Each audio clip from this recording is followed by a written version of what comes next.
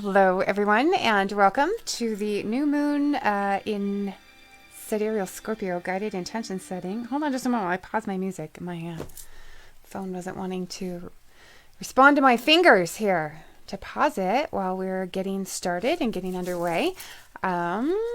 Thanks, everyone, for joining me tonight. We're just a little bit behind schedule getting started. There were apparently some tweaks and changes with Caster that I wasn't aware of, and I had to restart everything.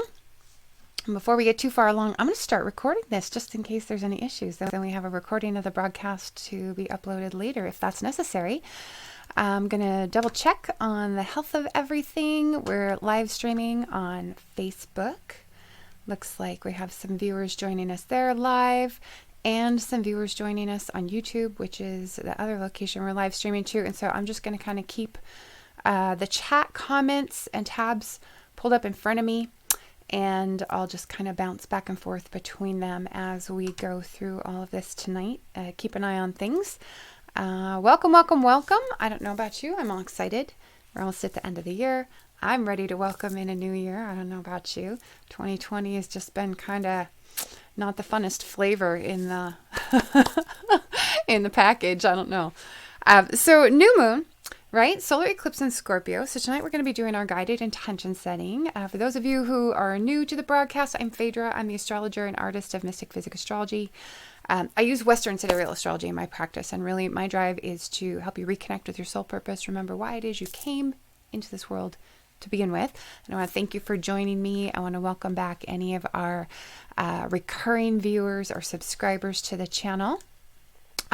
So I work with, in my practice, I work with the Fagan-Bradley zodiac, a sidereal zodiac. And so tonight you're going to want to have your sidereal natal chart with you. If you need to look up your sidereal sign placements, we're specifically concerned tonight with your ascendant and possibly your sun sign, because it's an eclipse. That can be an important sign to work with as well during eclipse time. So if you don't have that, you'll want to pop over to Mystick, Physick, Astrology, / sidereal tools, and grab a copy of your chart so you'll know. We're going to be looking at specific degrees potentially tonight. Hold on just a moment. I'm burning some incense in my office to kind of create the space that we're working with tonight energetically, and it's bothering my throat, so I'm going to take a quick drink here. All right, so tonight with the solar eclipse in Scorpio, what we're going to be doing is exploring letting yourself be vulnerable as a strategy for moving forward, showing the universe, demonstrating to the universe that you're really, truly ready for transformation, and embracing destruction, the pain of rebirth, and having faith in your highest good. Those are all very powerful, powerful things for us to be working with. Scorpio lunations can be really quite transformative. And so thank you for joining me tonight, because we're going to be going kind of deep, which is appropriate for Scorpio, right? Scorpio, traditional ruler of the 8th house. This is about deep diving, and that's what we're going to be doing this evening. Okay, so a couple of things before we dive in. So in the first part of the broadcast, typically what we'll do is we will explore the astrology of this particular lunation specifically. Mid-broadcast, the second part, what we'll be doing is I'll run through just kind of quickly which house this is falling into for each of you according to your sidereal rising sign, and I'll cover what the themes of those houses are. If you're familiar with that and you know that stuff, feel free to take a break at that point and come back. It'll take us about 5 minutes or so to run through that. And then at the end of the broadcast, we're going to circle back around. We're going to explore the archetype and themes of Scorpio. We're going to go over some prompts for our intention setting tonight. And really, this is an opportunity to do some good, solid intention setting for the next 6 to 12 months. So this is a very powerful opportunity. You're going to want to leverage it. And so be thinking big, be thinking long term with this one.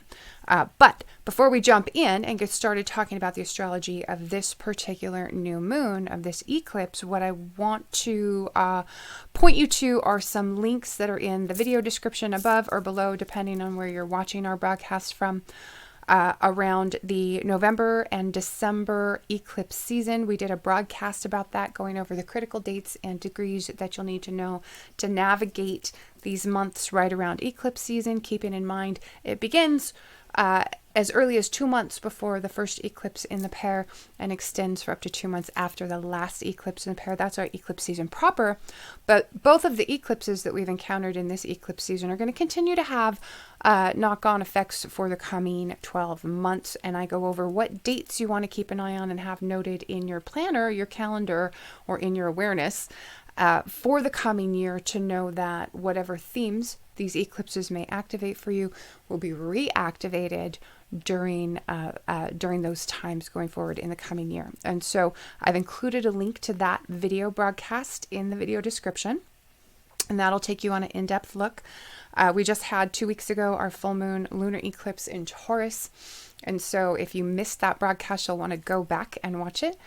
And then if you need a more in-depth explanation of how eclipses work in our lives, how to navigate them, how you can leverage the power and energy of eclipses, I do also have a video that I've linked in the video notes in the description on how to do that. It's called 3 Important Eclipse Essentials You Need to Know, and I go a little more in depth in eclipses in general, and so that's good for a refresher, or if you're new to astrology, new to working with eclipses, it's kind of a nice primer and tutorial. And so my aim with these broadcasts, as always, is really to provide guidance for you on how you can consciously work with the energy that astrology offers, the transiting planets, transiting eclipses, things like this, to affect your life in a positive way. And what we're going to do now is just really kind of dive in. So welcome to the broadcast. If you can hear me and see me okay, please let me know. I'm going to jump back and forth between the two to kind of make sure that if there's questions or comments, I can catch them. So tonight, this is a new moon. It's in Scorpio. New moons are times of beginnings, right? They're times for initiations. But this one's in Scorpio, and Scorpio, as you know, is one of those signs that has both modern and traditional rulers. And especially when we're working with eclipses, I like to engage both the rulers in my interpretations, in my analysis of the chart, in the examination that I do in terms of getting a good understanding of how the astrological energy can play out. I find that there's usually insight to be gained from doing that, and often you can kind of get a sense of which ruler, traditional or modern, is having the greater influence at a given lunation based on that astrology. So Mars and Pluto are our co-rulers, right, of Scorpio. And with this particular eclipse, we are coming into a Mars-Pluto square. And that's going to affect how we experience it. It's going to create some tension. It's going to create some conflict. And we're going to explore that in a little bit more depth. We currently have Mars placed in Pisces in a water sign. He's not really well positioned in a water sign. We're talking about a planet that rules a fire sign in a water sign. It's not ideal for Mars. It's not comfortable. Water extinguishes fire, right? Pluto's in Sagittarius. So Pluto is ruling from a fire sign where he's currently transiting, but he's anaritic, and that can affect how we experience that as well, I believe. Let me double check, because he moved to the 29th degree already. I don't remember. Let's take a look on my phone and my handy dandy astrology app. Oops, but I have to set it for right now because I was just looking ahead to April. He's about half a degree away from being technically anaritic. The anaritic degree is the 29th degree, last degree of the sign, right? And that can affect how a planet expresses when it's anaritic. So we're really close, but we're not quite there yet. We have right now some aspects that Mars is receiving and making. He's receiving a trine from Mercury in Scorpio, right? The exact sign that we're working with tonight.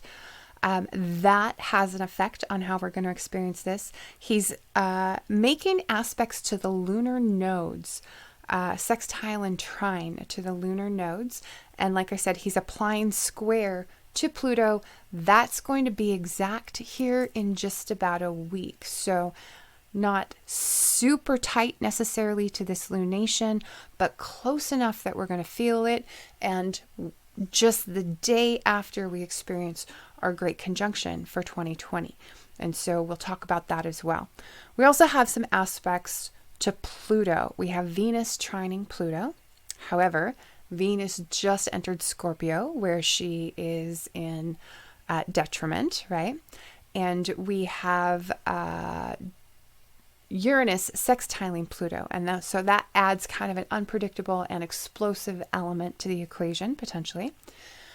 We have also the Jupiter-Saturn conjunction is close enough to be within orb right now. They are within a degree of each other, so we're starting to really feel the intensity of that energy ramp up, even though it's not exact until the 21st. And then we have Venus trining that Saturn-Jupiter conjunction from her place of detriment. Okay, and then of course Neptune is applying to the nodes in a square aspect. That's going to be exact late January. All of these things are kind of factoring into how we're feeling this eclipse. Okay, so December really kind of brings this very challenging new moon. It's exact tomorrow, the 14th. We always do these a day early for our viewers on the other side of the world. I'm broadcasting, of course, from the United States, and we have folks that watch from as far away as Australia. And so we do these a little bit ahead of time. So this challenging new moon has a mix of energies, as you can kind of see. We just went over some of those aspects and energies that are playing into how we're experiencing this eclipse. Okay. And we have multiple important planets that are kind of debilitated. Jupiter's debilitated, Venus is debilitated, Mercury's going to be debilitated in just a handful of days. And so these planets, when they're debilitated, they're not offering their best energy, their best expression, their highest qualities, right? And we have to work with that or work around it. So there's an energy with this lunation that suggests that there's a risk of scandal. The 10th house is heavily activated in the chart of this eclipse. And it's activated by some of this detrimental planetary energy. And of course, the 10th house always has to do with the public perception, has to do with status and reputation. So it can reflect fame, but it also can reflect falls from grace, right? The flip side of fame is notoriety, and that's the less favorable type of fame that we can experience. And so that goes to status. So there is this risk of scandal. There's a risk of disappointing news, of secrets potentially being revealed or being made public, private information or private communications coming to light. And we know that that's the nature of eclipses anyway, right? They reveal secrets. They reveal hidden information that we have not had access to. That's one major thing that eclipses do. And the other major thing that eclipses do is they augur periods of change, permanent change, either endings or beginnings. And so we're at this period of flux where we're experiencing endings. We're experiencing new energy flow into our lives, suggesting the possibility of beginnings. But we're also in a very delicate environment where, as the eclipse reveals what it needs to reveal, that could have a detrimental effect on our current situation and circumstances. And so we just kind of need to be prepared for that. What the chart suggests is that at the new moon, the damage is already done. And that we're basically dealing with the aftermath, or we're dealing with damage control.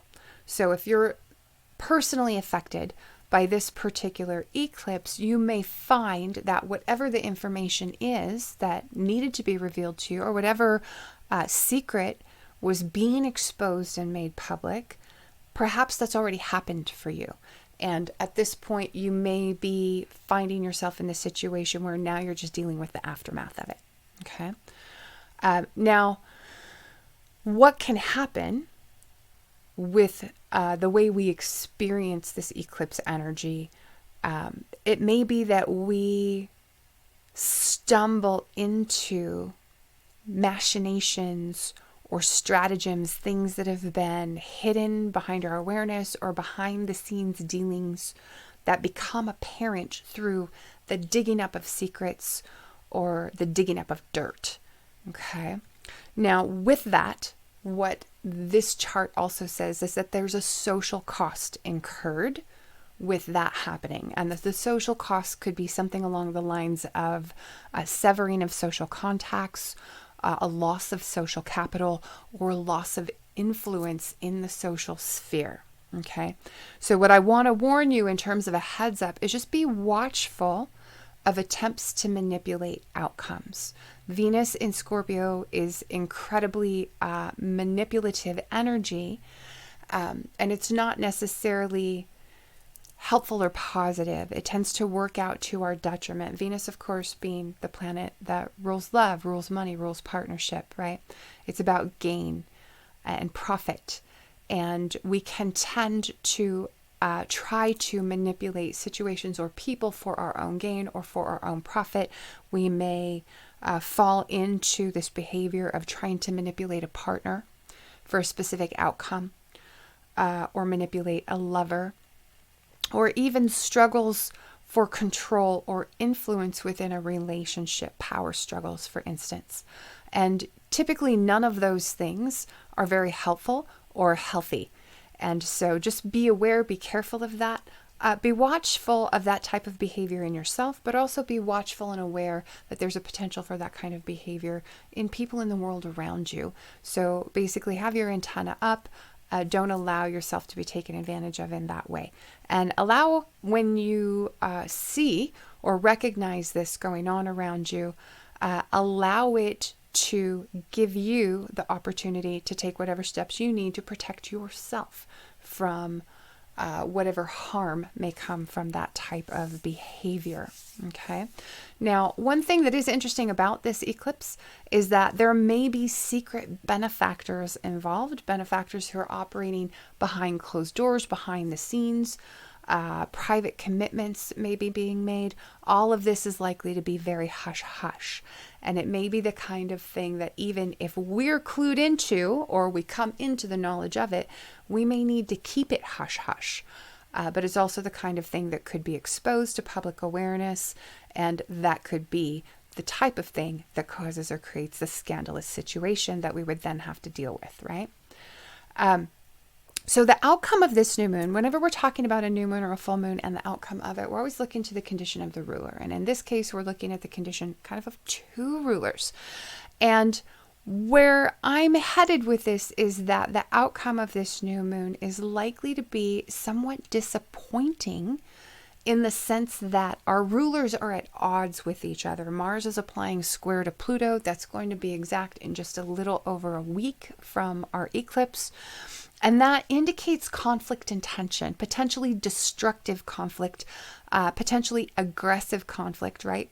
Mars being the warrior planet. Well, in a water sign, he can tend to be passive aggressive, and passive aggressive behavior can be quite destructive. It undermines trust.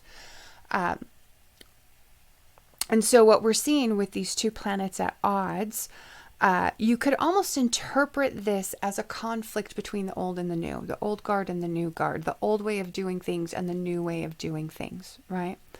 And typically when we see challenges like this, oftentimes it's the outer planet that can win out.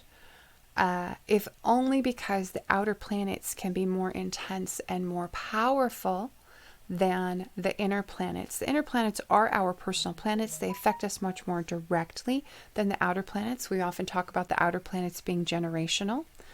But the outer planets also, to some ways of looking at them astrologically, represent the higher octave of the inner planet. And that higher octave, in a lot of ways, can have the upper hand. So it's very likely that Pluto, with his element and energy of transformation, of destruction, has the final say. And because eclipses have to do with endings and beginnings, that may be very well the case. That Pluto says, no, this is not sustainable. It's not workable going forward. We're going to destroy the current paradigm, wipe the slate clean, and because it's a new moon, offer up a fresh start. Okay. Now, Mars engaging the lunar nodes as they perfect their square to Neptune. This is a key piece to the astrology of this eclipse. Neptune's the planet of disappointment, right? Of disillusionment, of lies and deception. Of course, deep spirituality, right? And spiritual truths and the spiritual path. But Rarely do we feel Neptune's influence without feeling some degree of that disappointment, of that letdown. Now, this square to the nodes from Neptune perfects in late January on the 25th. So we're a little over a month out from that square perfecting, but we're already kind of feeling it. What I'm wanting to call out there is that the 25th, when we see that square perfect, that may be the time when we see the disappointment become reality. Okay? So eclipses like this one that take place on the south node can tend to create kind of an energetic vacuum in that sign that the eclipse takes place. So whatever house you find Scorpio in your sidereal natal chart, you may experience kind of an energetic vacuum, something being sucked out of your life in that house. Now, solar eclipses, we use this expression that eclipses eclipse something out of our lives, right? Solar eclipses, oftentimes that can indicate a male figure or man that's being eclipsed out of our lives. And then the counterpart to that with the lunar eclipse, it may be a woman. Now, is that always 100% the case? No. Partly the reason for that is that eclipses can activate the sign in the house opposite. That may have an effect. Eclipses also tend to reactivate on certain dates. That can have an effect. And so sometimes, depending on our eclipse season particulars, we might be feeling on one eclipse the effect of the eclipse prior or the one coming up. Hold on just a moment. Too much incense. I don't have my ceiling fan on because it's winter and it would be too chilly. So of course it's extra smoky in my office from the incense. Now, this energetic vacuum that can take place in your Scorpio house with this eclipse can trigger an inrush of energy into the opposite sign and house, which of course is Taurus. So you want to keep an eye on both houses, both signs, when we're talking about eclipse energy.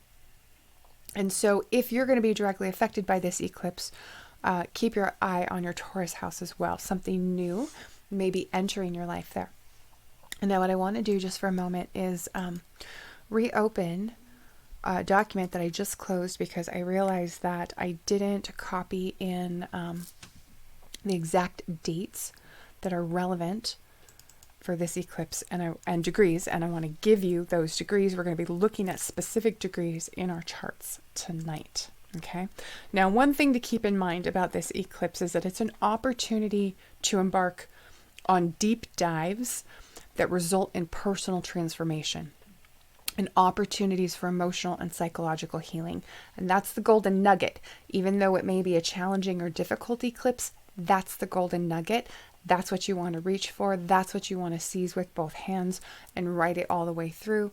That's how you can capitalize on embracing destruction, embracing painful transformation.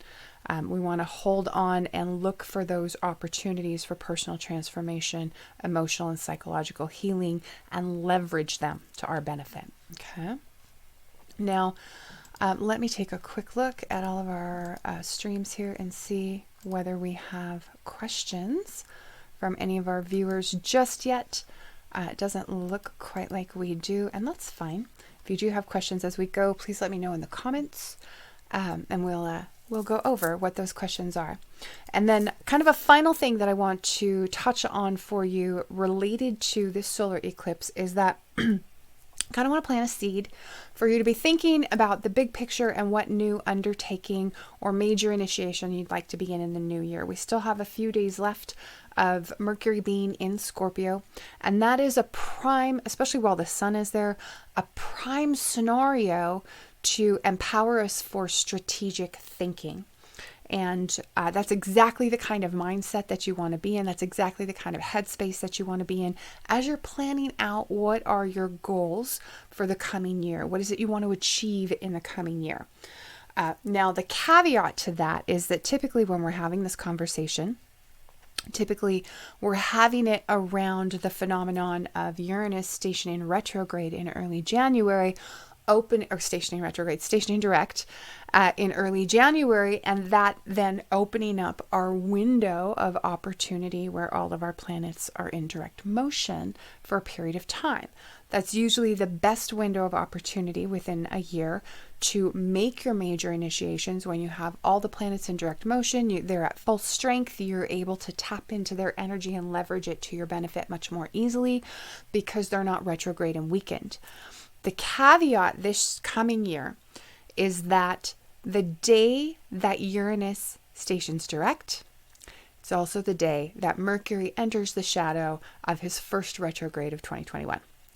And so it's not really an ideal time to be making initiations given those circumstances. I know we just came through our Mercury retrograde. He stationed direct on the 3rd of November and left his retrograde shadow about mid-November. So we've only been feeling his direct motion for a little while, and now we're already having to think about, oh crap, the next one's coming up. Well, it's kind of why I wanted to call it out. It's a little bit early really to be thinking about the next one, but it's not too early to be thinking about what are your major initiative plans for 2021 and when do you want to be making those initiations, okay? So Mercury is going to retrograde again on the 30th of January. So he enters that retrograde shadow mid-January. Your best opportunity for initiations in 2021 will come in the window between February 21st, once he is direct again. So that window, February 21st to late February, as he's kind of getting back up to speed, and late April, when Pluto stations retrograde. He'll be the first of the outer planets to kick off our mid-year retrograde season in the coming year. Okay, so keep those things in mind as you are making your year-end plans for how you want to approach life in 2021 and what you want to do with that. Now, as far as the important degrees to be keeping an eye on for this particular eclipse, let me jump over to my other file and grab those notes for you. So this eclipse is taking place at 28 degrees Scorpio, 28 degrees 6 minutes, so really close to 28 degrees exact. And so it's primarily affecting water and earth signs. Okay, so you're particularly concerned with whether you have a personal planet or a point, such as an angle, at 28 degrees of a water sign or an earth sign. Scorpio, Pisces, Cancer, Taurus, Virgo, Capricorn. These are the areas where you would be looking. And you're going to factor in personal planets or points that might be within plus or minus 4 or 5 degrees of 28 degrees Scorpio. Okay. And so that's one way that you'll know if you're going to be directly affected. If you have Scorpio Sun or Scorpio Rising, likelihood that you'll be directly affected even if you don't have a personal planet or point at 28 degrees of Scorpio is very high because it affects your sun sign or your rising sign, and those are very personal to us. Okay, now if you have a planet or point at 28 degrees of Cancer, Capricorn, Virgo, or Pisces, at that point, you may find that you still feel this eclipse, but not as difficult, not as challenging. But if you want to capitalize on the energy, you have to be much more intentional and you have to take conscious action and make an effort towards doing that. Because if that's you, it could be that you find it easier to kind of let the energy slip past untapped. And that's what you don't want to do. Okay. So 28 degrees is the magic degree for tonight's intention setting. And have a look at your chart there. That pretty well wraps it for our talk on the astrological analysis of this particular new moon solar eclipse. What we're going to do now in part 2 is kind of dive into which house this falls into for each of you according to your sidereal rising sign. But what I'd like to call out is that because eclipses are really powerful lunations, you can also do the practice that we're doing tonight, this intention setting practice, for your sun sign and not just your rising sign. Typically, we're concerned with your rising sign. I would encourage you to repeat the practice also for your sun sign as a way to capitalize on that much more powerful eclipse energy and leverage it in other ways in your life. Okay. And so starting with Aries, this is an 8th house new moon for you. And of course, 8th house has to do with other people's resources, right? Your partner's money, resources of other people that are at your disposal that you might be able to tap into. Excuse me. The smoke. Wow. So this has to do with things like investment earnings, insurance, taxes, inheritance monies or estates, bonus or commission income falls under the 8th house. The partner's money falls under the 8th house. Debts. And so when I say taxes and insurance, that could be insurance premiums that you're paying, taxes that you owe, or refunds due to you, or insurance claims that are being paid to you. And it also covers loans. Okay. And then kind of on a more esoteric level, the 8th house is related to occult themes such as death, rebirth, transformation, and the taboo. And I want to talk about that a little bit tonight as well. For Taurus rising, this is a 7th house new moon for you. So marriage, partnership, business, your relationships with other people in general, what we reject about ourselves and what we tend to project onto other people. So a 7th house lunation is a really great opportunity to kind of dive deep and do some shadow work. So if you're wanting to do some healing around shadow work, or some personal growth or development around shadow work, where this is in Scorpio, this could be a really prime opportunity for you, those of you who have Taurus sun or Taurus rising. For Gemini, this is a 6th house new moon. So that has, of course, to do with work, health, pets, employees, daily routines, your habits, your schedule. 6th house is also related to diet, and we said health, but diet and diet's effect on the health. So at a new moon, especially an eclipse where it has the potential to bring permanent change, at a new moon in the 6th house, this is a prime opportunity to be making positive changes to your diet, not where you're cutting out bad foods, unhealthy foods. You would want to do that during the full moon, but during the new moon, this is where you can explore adding in new healthy foods that support the health of the body. Okay. For Cancer, this is a 5th house new moon. So that, of course, has to do with creativity. It has to do with children. It has to do with love and romance. It has to do with activities that we do for pleasure, things that we do for fun, hobbies, sports, gambling and risk-taking, right? Things like that. Things that we love and enjoy. For Leo, this is a 4th house new moon. So for you, this can affect potentially home, family, real estate, the living situation, later life too. Can involve your parents, and that could be one or both. Okay. For Virgo, this is a 3rd house new moon. 3rd house, of course, the corollary to the 9th house.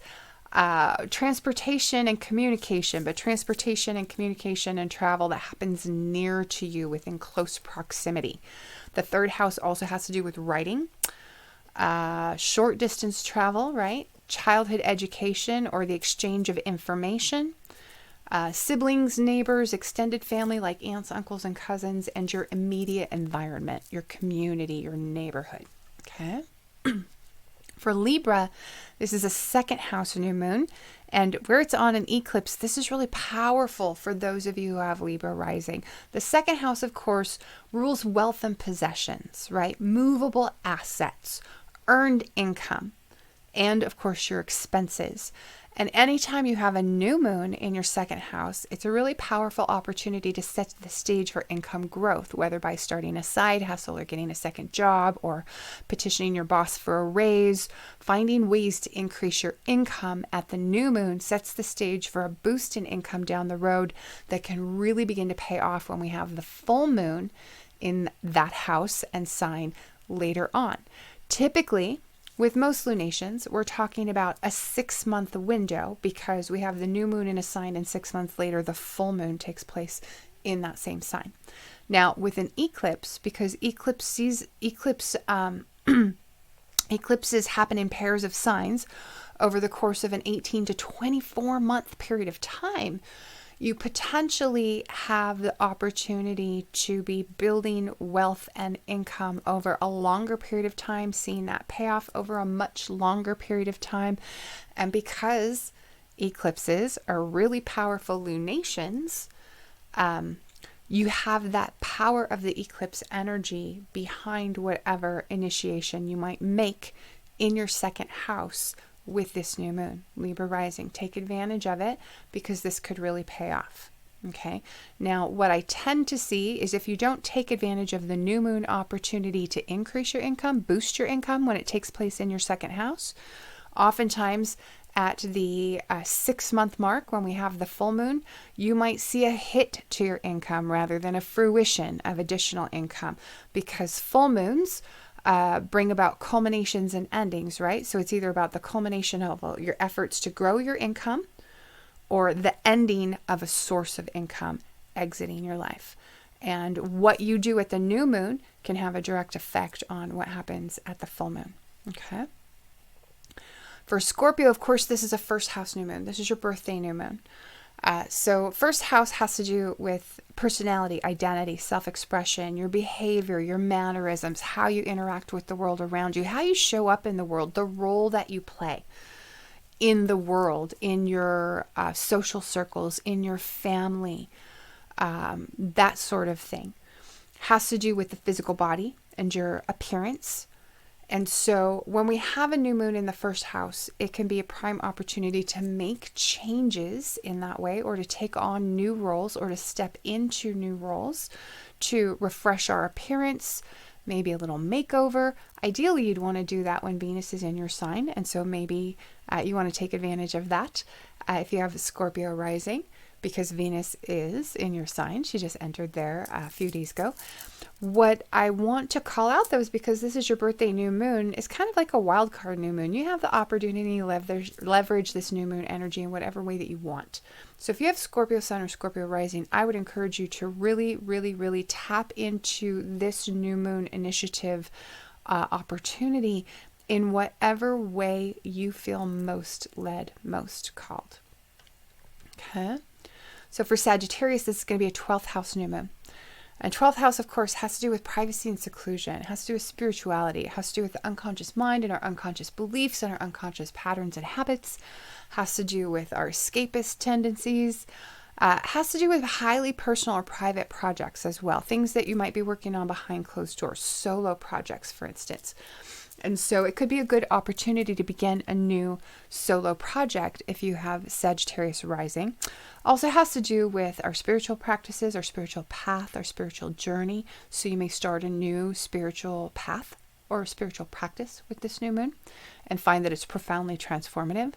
And it also has to do with institutions of seclusions. And so sometimes with the new moon in the 12th house, we find ourselves beginning a new type of work or relationship or partnership related to an institution of seclusion. Okay. For Capricorn, this will be an 11th house new moon for you. So of course, 11th house has to do with friends, has to do with organizations that we belong to, clubs and associations, has to do with social activity, right? Also has to do with our hopes and dreams.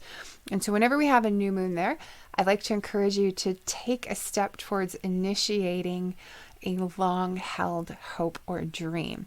And that, my friend, is especially powerful when it takes place at an eclipse.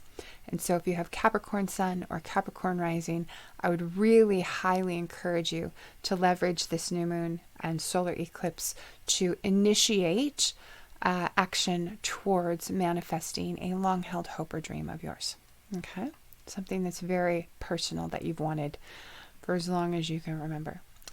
And this is similar to, like we talked about with the second house, you can really start to see the payoff 6 months, 12 months down the road, and it can be especially powerful. Okay. For Aquarius, this is a 10th house new moon for you. So career, recognition, awards, achievement, status, fame, and reputation.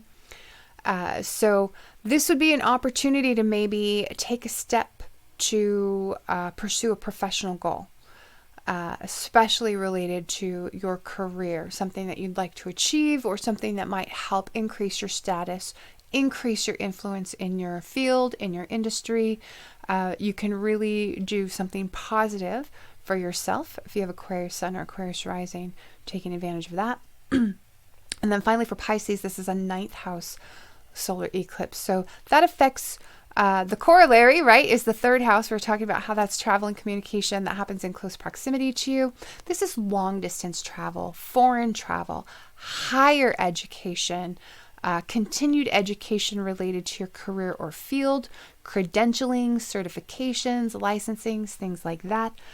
Long distance communication, international communication, themes of publishing, broadcasting, where your message has to travel long distance or is designed to reach a large audience.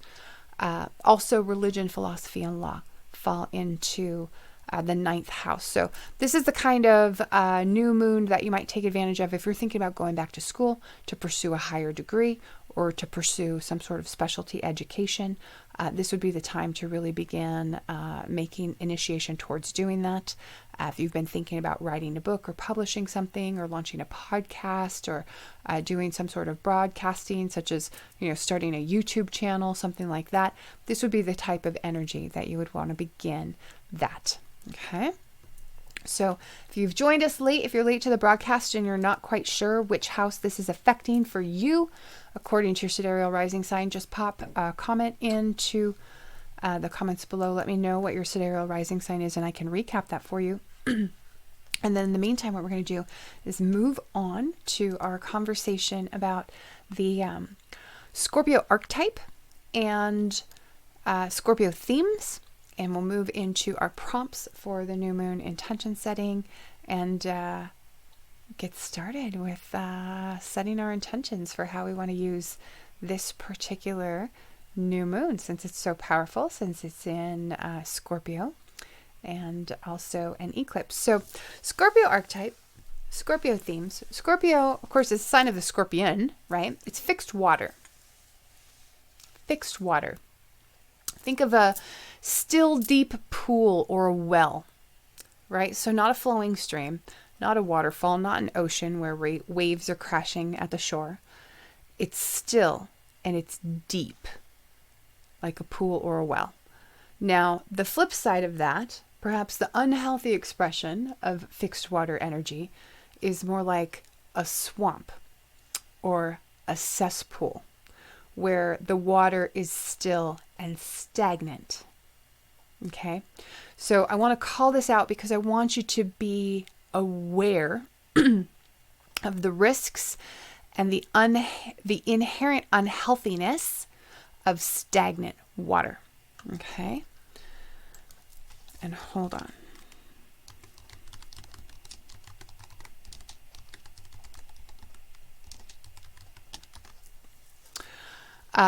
But this is how we can kind of envision Scorpio energy. It's very emotional because it's a water sign, but it's not necessarily very emotive because it's fixed, it's still, right?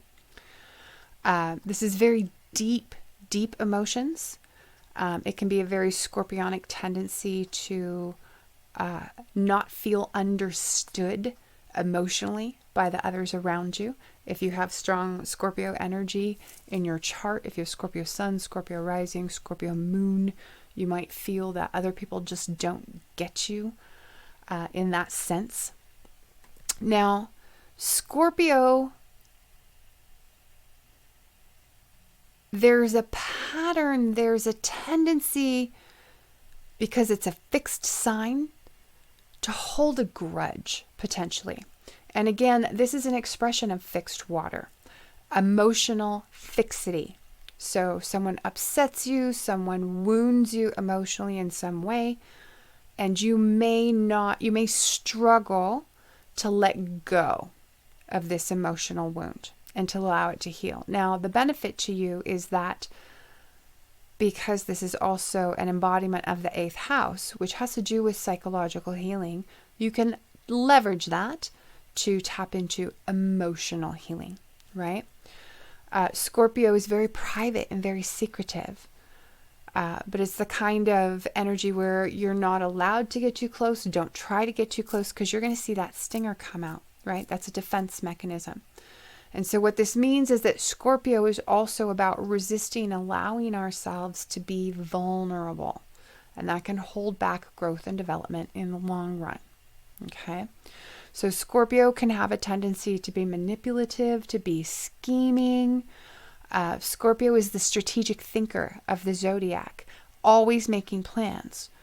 But sometimes we might have the tendency to forget that people are not chess pieces, and they're not there for us to manipulate for our own ends. And I would give you a caveat against trying to do that at this new moon because of the risk of scandal, the risk that that could backfire. So an interesting aspect of Scorpio is that Scorpio archetype is also the archetype of the mystic. And this is a healthier expression of Scorpio energy. The possibility for emotional connection, for understanding the psyche, for insights into other people's psychology. There's ways that this can be leveraged in positive and helpful ways. And so that's the flip side, right? Every sign has its potential good and bad qualities. For Scorpio, the healthy expression of Scorpio can manifest in the archetype of the mystic, the private investigator, the researcher, the analyst, things like this. And I'm going to keep this. Goodness, I don't know what it is with the streaming software. It keeps dumping the stream. And I don't know why. I'll keep an eye on it and we'll just keep going. I'm going to position this so that I can keep an eye on the stream status in the streaming software and see my notes at the same time. And that way, if something happens with the stream, I can catch it right away. And I'm going to check on YouTube. Okay, YouTube, it started a whole brand new stream. I'm sorry, YouTube viewers. I'm so sorry. We'll get you a full unbroken stream uploaded after the fact, hopefully in time for you to do this practice with the actual new moon solar eclipse itself, which takes place, of course, tomorrow, like we talked about earlier in the broadcast.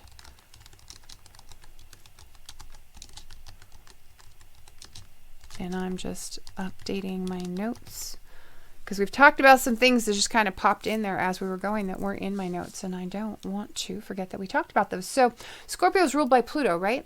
As the modern ruler, it's also ruled by Mars. We talked about that as well. Let's talk about Pluto having domain over death and rebirth and transformation. Now, Pluto's type of transformation is specifically predicated on the destruction of what comes before. This is metamorphosis. This is the imagery and the archetype of the phoenix rising from its ashes, right? The ashes of its own destruction, reborn, stronger than before, better than before.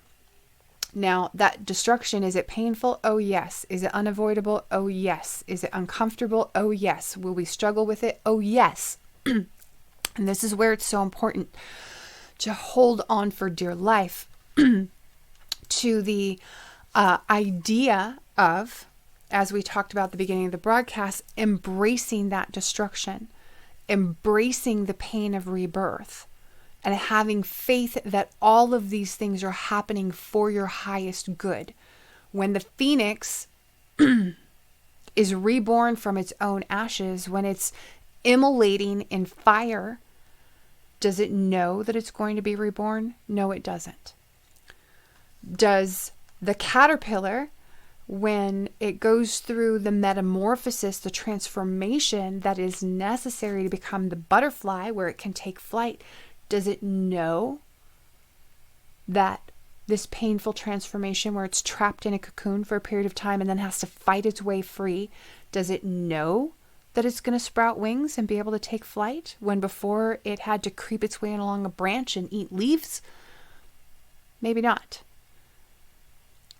But if you can trust that the universe has your highest good in mind every step of the way, even the worst experiences, even the most difficult and uncomfortable and painful experiences can be navigated much more gracefully We can be reminded not to fight against change because it's inevitable, and especially the kind of change that eclipse brings, because an eclipse change is often beyond our ability to control.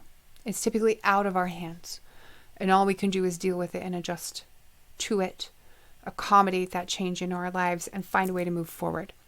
And so what I want to encourage you to do is tap into faith as you navigate this type of change that involves your destruction or some sort of destruction in your life. And embrace the knowledge that coming through this destruction is going to be an opportunity for profound rebirth, accompanied by metamorphosis, and that the changes inherent in metamorphosis are for your highest good and will work out to your benefit as you move forward in life. Okay? So, the 8th house, Scorpio, this is occult energy, right? So it's embodied by, excuse me, like the archetype of the psychologist. It's about secrets, right? It's all about secrets. Occult literally means hidden. So this is what's kept secret from us. And the psychologist is a keeper of secrets, right? Don't they take an oath of confidentiality? And you tell them all your secrets, right? And they work with you to heal, potentially, right? The investigator and the researcher, this is the discoverer of secrets, right? And the mystic or the alchemist, this is the student of secrets, the student of secret or forbidden or hidden knowledge. Okay. Now the 8th house also has to do with taboos, things that are forbidden. And so you may see taboo as a theme around lunations related to Scorpio, related to the 8th house. And that is potentially even a way that we were talking about earlier in the broadcast, the risk of scandal associated with this eclipse. It may be around some sort of taboo behavior or some sort of socially unacceptable behavior, things that we typically wouldn't want to be caught engaging in, right? So just be aware of that. And kind of keep them in mind as you move through the eclipse and its unfolding as well. I'm going to check on YouTube real quick. We're still broadcasting there, but it's not a strong stream. And so I apologize to the YouTube viewers. I will get the full video uploaded for you after the fact so that you'll have it in an unbroken format. I apologize that we're struggling with this today. I'm not sure what the issue is. Thankfully with Facebook, it just plugged the stream right into the existing broadcast. So you might have some gaps, but it should all be one complete broadcast if you're watching the live stream from the Sidereal Insights Astrology Facebook group. That's where we broadcast when we do the new moon and full moon guided practices. So now moving on, what I want you to do, this is where you're going to grab your pen and paper, right? And I want you to keep in mind the themes of the house that Scorpio occupies in your sidereal natal chart. Now, where this is an eclipse, feel free to take it where you feel led. Follow your intuition. So I'm going to suggest you work with the house that Scorpio's in. But if you feel led or called to take your intention setting for this new moon in a different direction, by all means do it, because it is an eclipse. And I would encourage you to follow where you feel led. Okay?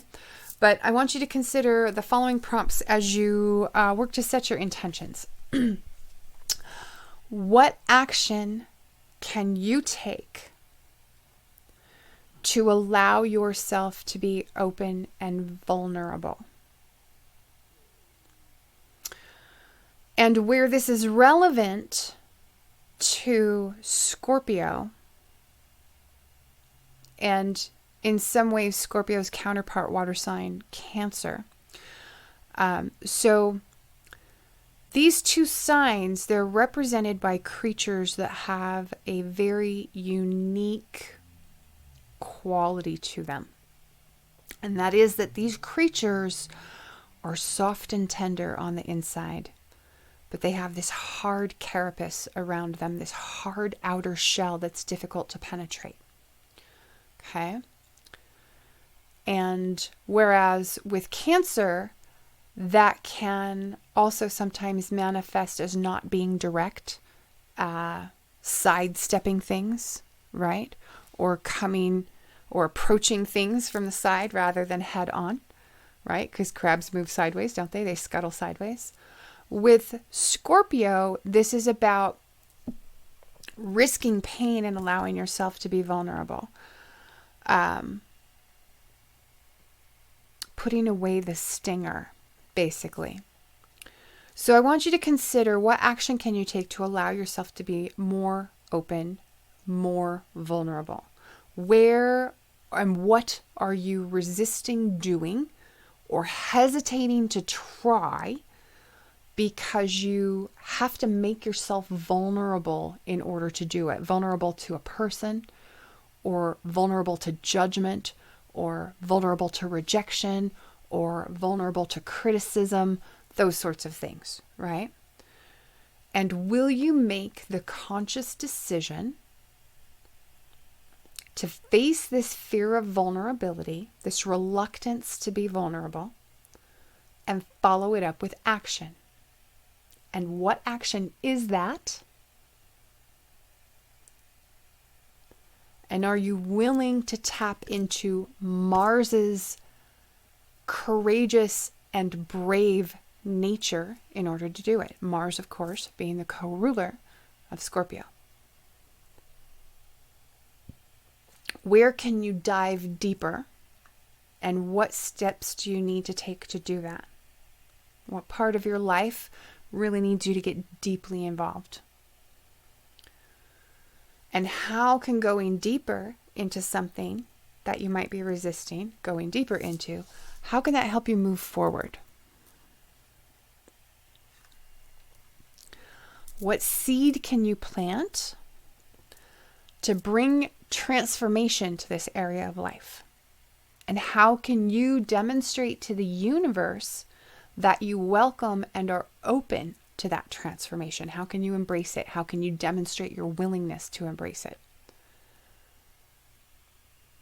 And what action can you take to demonstrate that? What seed do you need to plant to transform your relationship with wealth, your relationship with sex, your relationship with your personal power, or with your need to feel in control?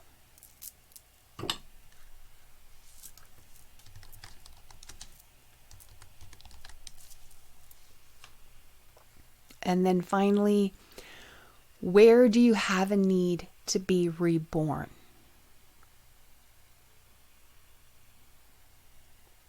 Okay. So this is where we want to embrace our own destruction or loss in some way in our lives, which paves the way for a rebirth. Okay. Being born again, right? So everyone's going to take a few minutes to write about those things. Excuse me while I pop my hip. I'm going to recap those prompts really quickly, but first I want to read you the Moon Gazing Journal, right? We do this every time. Let's see what it has to say for today. It says, the waxing moon is an ideal time to do magical spells for growth and initiation, and to begin new projects, spells to banish evil influences, remove obstacles, and calm your energies. Calm your enemies are best done during a waning moon. So, magical spells for growth and initiation at the waxing moon, beginning new projects, banishing evil influences, removing obstacles, and calming your enemies at the waning moon. Okay? And that's really in line with what we teach within astrology, that new moons are for beginnings and full moons are for endings. Okay? So if you are ready, you kind of know what you're going to tackle initiation wise, go ahead and get started with your writing. I'm going to recap these prompts really quick, and then I'm going to dive in to my own intention setting. So what action can you take to allow yourself to be more open and vulnerable? What are you resisting doing or hesitating to try because you have to make yourself vulnerable to someone or something to do it? This is, themes around judgment or rejection or criticism. Will you make the conscious decision to face this fear of vulnerability and to follow it up with action? What action is that? What outcome are you striving for? Get specific, get clear. Okay? And are you willing, are you capable of embracing and embodying Mars's ability to be courageous and brave in order to do it? Okay. Where can you dive deeper? What steps do you need to take to do that? And how can going deeper help you move forward? What seed can you plant to bring transformation to this area of your life? How can you show the universe that you welcome transformation, that you're open to transformation and change? And what actions can you take at the first light of the new moon to demonstrate this? What seed can you plant to transform your relationship with wealth, with sex, with your personal power, or with your need to feel in control? And finally, where do you need to be reborn? How do you need to be reborn? Okay, so everyone take a few minutes, write out your intention setting, and then we'll circle back. Hopefully share in the comments, share in the live broadcast if we have viewers on. I love reading your intention setting and releasing practices in the comments. It's a lot of fun. It's really enjoyable. I will share mine as soon as I'm done, and everyone feel free to hop to it.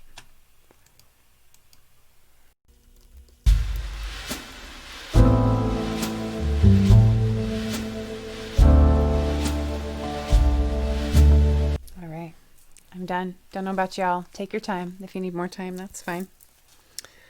I'm pulling my bow out.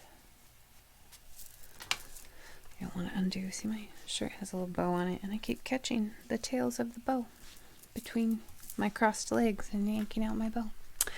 It's no bueno, I tell you. No bueno. Anyway, so here's what I wrote. This is kind of an interesting time for me, and this is coming at a very opportune time for me. And as I was writing out my intention setting, and I'll actually write out another intention setting in the coming days where I'm very specific and clear about the outcome of what I want from tapping into this new moon.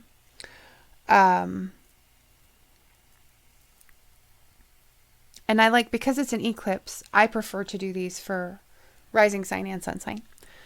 And so I've noted for me, I have Gemini rising. So the new moon is taking place in my 6th house in Scorpio. And by sun sign, my 11th house or 5th, because I have Capricorn sun. And so I'll probably circle back around and do another one for the 11th and 5th. Around those themes. But here's what I wrote. I wrote that it's my intention, to transform my work in the world and the way that I approach it through my workaday life, moving into the new year, moving into 2021. And I intend for this transformation to reflect the changing landscape of the world that we live in, because the landscape of the world that we live in has changed dramatically in the last 12 months, correct? And my changing needs and the changing needs of my business as have been made clear by the experiences of the last 24 months. And so the last 24 months experiences that I've gone through have been related to the Gemini Sagittarius axis. Some of you know, maybe not all of you know, I've been through a divorce in that time. So I'm kind of embarking on a new life as a single person. That's affected a lot of things. It's affected my path forward. It's affected what are my goals going forward? What do I want out of life going forward? What do I want to manifest going forward? That picture is dramatically different now than it might have been 2 years ago, before any of that was on my radar, right? And then same thing with the picture of how I operate in the world and in my business based on the changing environment of the world that we find ourselves in. And so I wrote, I intend to create/design a path forward in these areas which aligns with what's important to me, aligns with my dreams, desires, and values. And I intend to construct new goals and new aspirations for my life, which reflect and honor the new space and the new circumstances in which I find myself. I intend to get clear on all of these things and what they look like, and to use that clarity as my launch point for creating a strategic action plan for the coming year. And I will begin this process and complete it over the early days of the coming week, so that I will be prepared to take firm, strategic, initiative action in the early days of the new moon in Scorpio. And partly I want to do that in the early days of the new moon in Scorpio because I want to try to avoid the energy in terms of making my initiation of Mercury in Sagittarius, where he's in detriment, right? Mercury rules my ascendant, is my chart ruler as well. And so I don't want to necessarily be taking my initiative step in this regard when he's in detriment, right? I want to take advantage of the time while he's in Scorpio and being strategic and being analytical to make my initiation. So I'll have this very narrow window of opportunity. But what it was just occurring to me is that, so today, of course, we're doing the New Moon Intention Setting broadcast. And then tomorrow we have our Sidereal Insights Astro update on the Mystick, Physick, Astrology Facebook page. And I'll broadcast that also live here on YouTube. So join me for that. I go live at 1:30 Mountain Time every other Monday for the Sidereal Insights Astro update. But tomorrow evening, after my broadcast, I actually will be participating in a group business strategy planning session. And I had totally forgotten about that until earlier today. I got a reminder in my phone, and it didn't even occur to me that this, I hadn't done that intentionally. It was just an offer that had been extended to me, and I went, yeah, I'd love to join. But how perfect that business strategy planning session is happening right at the time that I would want to be making a new plan going forward for what does my workaday life look like? What am I going to do to serve my clients? What does that service look like? How am I going to show up in the work that I do and how I serve the world? Because this is sixth house, right? That's how we serve the world. And so I'll have the opportunity going even into tomorrow evening to spend time really getting clear about what does the new version of all of this look like, and how can I reimagine it in a way that serves your needs, in a way that serves my needs, in a way that honors the changes that we've all been through, in a way that honors and reflects the changed world that we now live in, because that can affect the ways in which I can serve you best.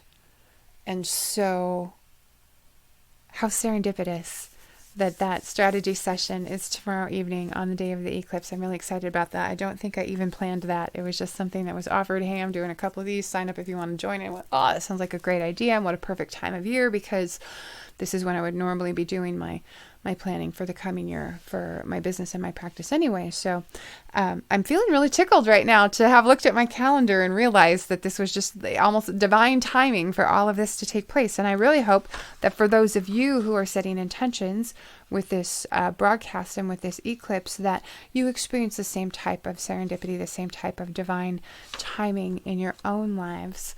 That's just really neat.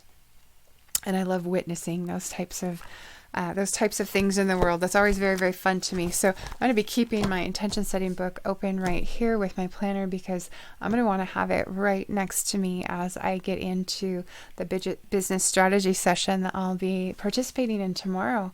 I'm very excited about that. And I hope that as you decide what intentions you want to set for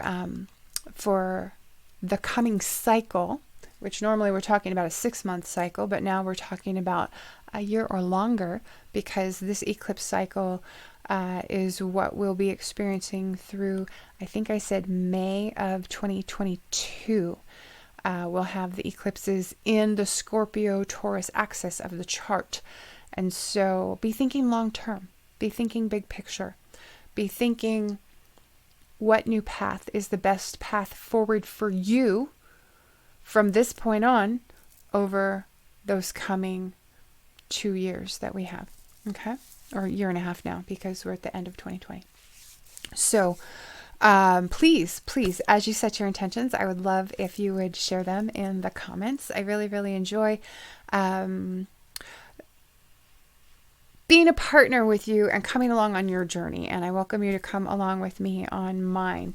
And when you're able to share your intentions in the comments, whether on Facebook or on YouTube, that's always very special. And I love going on that journey with you. And so I would invite you to do that. I want to invite you to really tap into your clarity. I would invite you to really tap into what do you want your rebirth to look like?